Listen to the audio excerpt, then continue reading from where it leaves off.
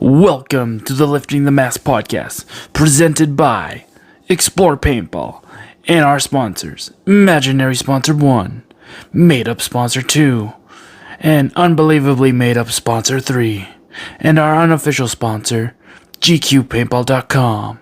Now, on to the show.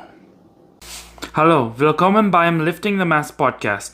Ich bin Ihr Gastgeber Chris und heute ist Chris von Explore Paintball dabei. Danke, dass Sie dabei sind.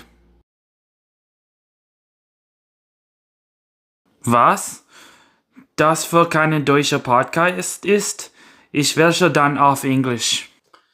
Anyways, welcome to the Lifting the Mask Podcast, presented by Explore Paintball. Today I am joined by Chris from Explore Paintball. Now, let's lift the mask on this player. Off the field, of course. Hi there. First things first, introduce yourself. So, I'm Chris Struck. I'm from Explore Paintball. I started Explore Paintball back about 5-6 years ago now, something like that. It was meant to originally be a group of us, kind of in one. And it kind of dwindled down to just me playing and the girlfriend sometimes. So, yeah, outside of paintball, I work as a manufacturing technician at Depkers, building semi-trailers, grain trailers mostly, aluminum and steel. Been at that for like 14 years now. Outside of paintball, game during the winter, don't do much else. Video editing for the channel during the winter, try to do as much as that during the winter as I can, so I've got content all the time. In the summer, maybe go camping sometimes, usually just camping for paintball events and stuff like that, so yeah, I'm pretty hardcore into paintball and gaming, that's about it, yeah. How did you get into paintball? So, the way I got into paintball is a bit different than anybody else's story that I've heard. I got into paintball because of my girlfriend Keisha, and she had played before and was like big into it. And so when it came time for the field to come to open in the spring, I got to play the opening day, or like the day before it opened or whatever I think it was. Because then the next day we actually had rental groups and stuff. So the first time I played was literally with her and her family and some of friends of theirs, and I remember being in this tower just like, oh my god, shaking, and it was just like so much adrenaline all at once, but it was so much fun. The next day, I went out, they had me all kitted up in like speedball gear, which I came to find out in that, but like, I had an X7 Phenom, which I was using. I remember these kids being like, oh, this guy's pro. You have to do super good. And I remember telling them, like, yeah, this is my second day, bro. So don't expect too much out of me. But one of the funny things that happened that day was, like, we were playing attack and defend at DNC. And so I got around the one side, got behind the big tower in the back there. And all at once, like 5 or 10 of these kids saw me and lit me up head to toe. And I think that's kind of what did it, where I was just like, yeah, I have to keep doing this. Like that, like even after the first night or the day before that night, I was like looking up gear, what I wanted to get and stuff like that. And I think it was like only a month later that I had my own gear, bought my TMC and that. And yeah, kind of, the rest has been history. It's been an addiction, but a good one. How long have you been playing this fine sport? Yeah, so this will be my 8th season playing paintball in total. Looking forward to it. Hopefully get out and play a lot more this year. What style of paintball do you play? So I'm kind of a mixed bag when it comes to style of paintball I play. I started out playing MagFed, got really into MagFed, ended up being a part of like SAS and that, and then the next year I got a gear bag full of gear from my uncle, and he used to play speedball back in like 05, 06, that era, which is where that mask come from. And so then after that, I started playing speedball at Wildside, and I've been going. I think that's been 4 years now. I've been going there to play speedball too. Ended up getting a Dangerous Power G5 R spec for my first speedball gun, and when that took a crap on me, I ended up getting a Impact CS2 Pro. Yeah, super happy with it. Now I've got a SAR 12, which I want to try to get out and use a lot more this year. I've got a autococker. I've got a pump gun that I gotta fix yet, that I want to really get into pump this year. Start doing that more. And then I've got this Mayhem too behind me that was incredibly fun to play with, like super awesome shot and just cool stuff. I just can't pick one style and go with it. I gotta kind of play them all. I'd love to get a stock class gun and yeah, just kind of dip my toes into every style of paintball. What is your favorite paintball story to tell? So all of my favorite paintball stories I've already kind of recorded videos for, and they're on the channel as paintball story time. So yeah, any good one I've had, I've just put on there. So go check those out. Your favorite field so far that you've played? My favorite field to play, so I kind of got to do this by like sections. So my favorite speedball field is definitely GQ Paintball up in Prince Albert. Amazing grass field, like it's like diving on clouds. Like you can't say enough good things. Paint's always awesome. Atmosphere is great. Like coming there as a beginner speedball player, I had no worries, and they've taught me so much about the game. It's just awesome. For MagFed is definitely Army Paintball in Swift Current, Saskatchewan. Been there twice, hoping to get there for their August long game or September long game this year. It's such a great field. Definitely going to be bringing out the SAR. It'll be kind of cool because the first time I played at Army Paintball, I had a bolt action 4.68 and was raining some first strikes down. So it'll be cool to bring out the SAR and do that again. Just for general play, like you can't go wrong with DNC. DNC has been great. They're usually adding to the field and doing upgrades, which is always awesome to see. But the top tier field I've been to, I only been to it once.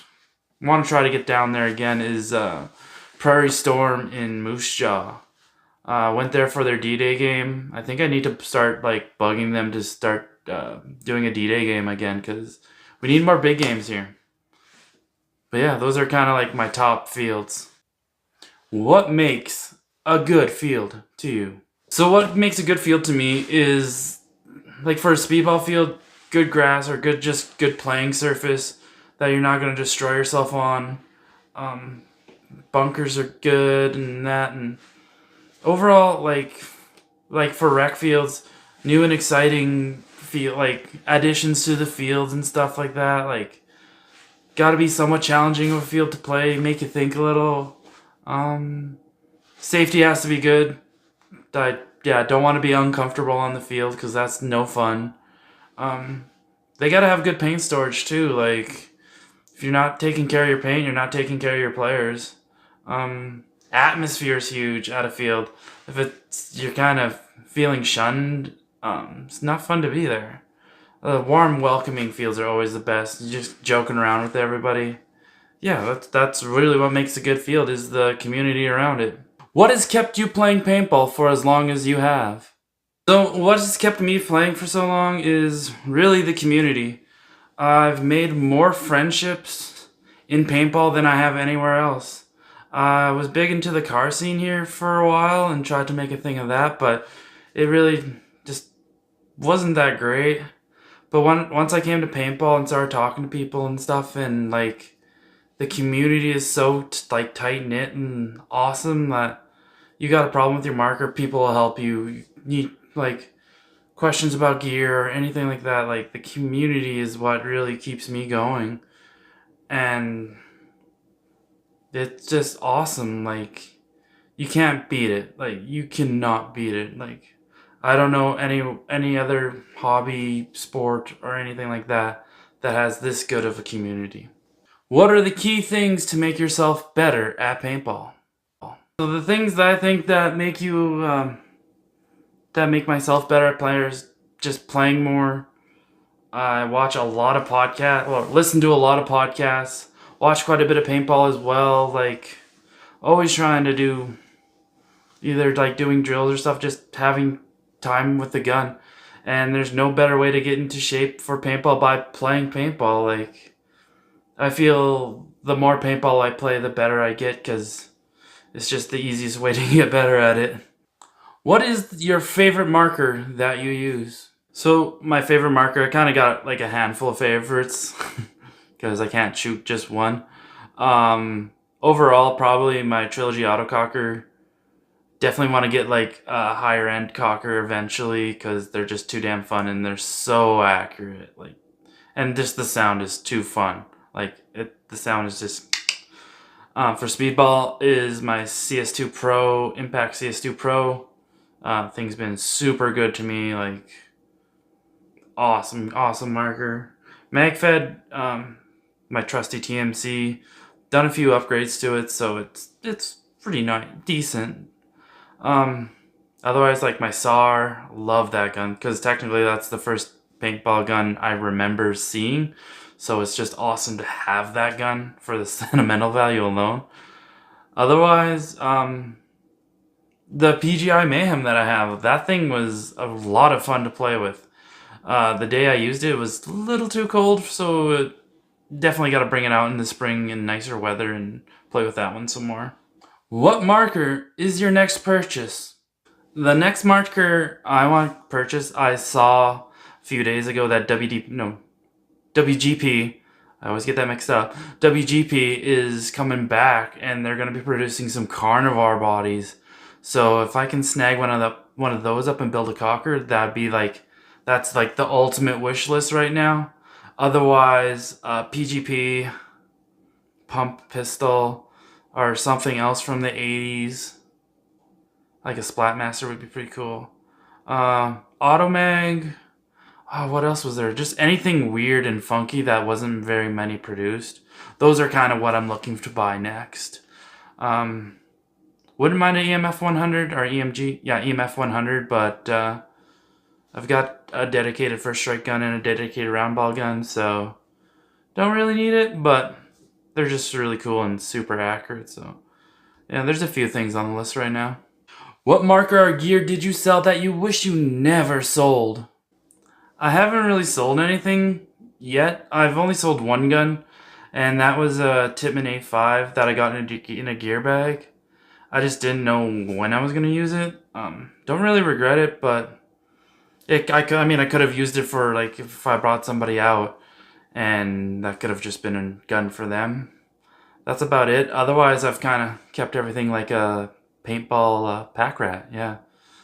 Got a closet full.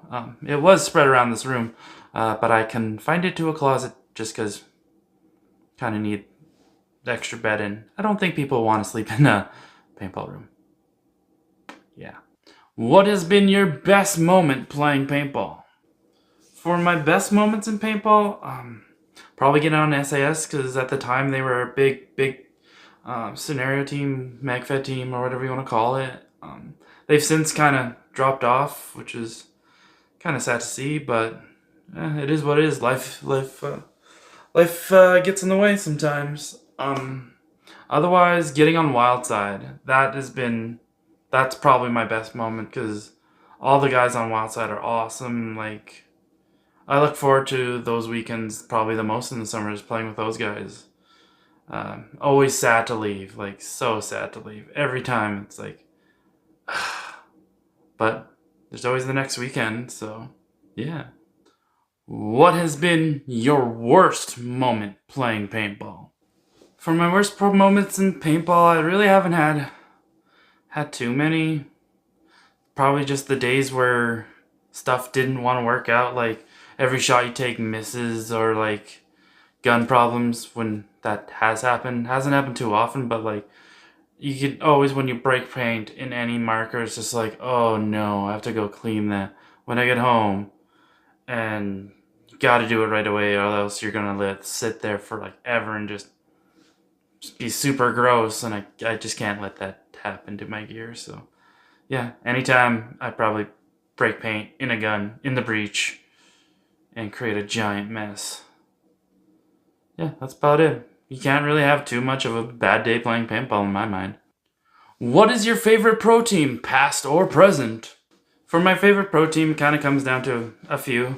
Edmonton Impact, of course, because their colors are cool, and they're close to Wildside colors too, which is pretty awesome. And they're the local pro team. How can you go wrong with the locals? Even though most of them are from like the States, but hell, they're gonna wreck some teams this year, hopefully. Otherwise, Dynasty, because sorry, mustache break. Although because they're just, the story of Dynasty is awesome. Like PB Fit too, that story them coming up together is just awesome. Otherwise, yeah. So Impact, Dynasty, and Fit, I'd probably say are my like top 3 teams. Now, Chris, we're coming to the end of our show here. Do you have anything else to say? What are you looking forward to next year? Anything like that? Yeah, I don't have too much to say for closing this off, except I'm looking really forward to helping Riley at gqpaintball.com set up his shop and get his rental stuff going. Doing that series with him has been awesome. Helping him has been just so awesome. I've enjoyed that weekend we were up there. That was so much fun, or a couple weekends actually, was so much fun, and I look forward to doing that some more. Hopefully, I think he's doing a couple weekends of big speedball weekends, so looking forward to that. Hoping to get down to Swift Current to play the August or September long MagFed game. I think it's going to be open class now, so see how that goes. There's not too much for other big events in Saskatchewan. I'm hoping to get some other people who want to explore paintball with me and go to some other random fields. Last year I got out to one new field, which was good time. It was just nice to see some other fields. Other than that, I'm looking forward to the season. The season can't start soon enough. It's only like a few months away, but it can't come fast enough. I'm just looking forward to it, and can't wait to get back out on the field. Thanks everyone for listening to our episode. Kind of a first for video podcast for us. Let me know what you think. Do you want us to do more of these, or should I just say keep hiding my face? This has been the Lifting the Mask podcast, where we lift the mask off players. Off the field, of course.